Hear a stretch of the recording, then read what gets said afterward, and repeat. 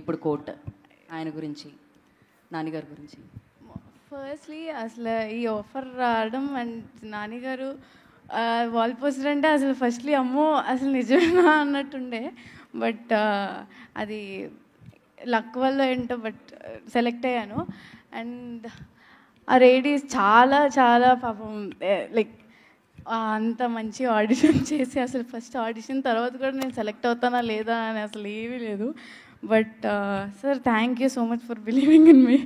And Jagadish గారు కూడా చాలా అంటే లైక్ ఫస్ట్ అనేవారు నువ్వు జాబిల్లా ఉండాలని. ఆ తర్వాత కొన్ని సీన్స్ అవి చేసిన తర్వాత అదేంటి నువ్వే కదా జాబిలి మళ్ళీ జాబిల్లా ఉన్నానంటున్నానేంటి అని ఆయనే అంటే క్వశ్చన్ చేశారు. అంటే నేను నాలానే చేశాను.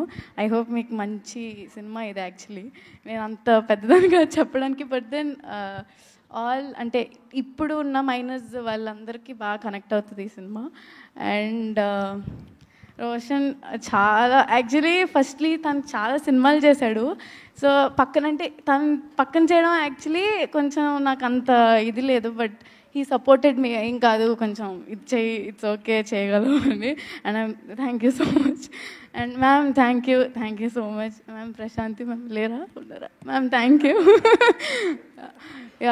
March 14th రిలీజ్ అవుతుంది, తప్పకుండా వచ్చి చూడండి. యూ విల్ బీ అంటే చాలా నాలెడ్జ్ వస్తుంది మీకు. Thank you. నేను ఇంకంతగా సో స్వీట్. నిజంగానే తన జాబ్ లేని రియల్ లైఫ్లో కూడా ఇంత హాయిగా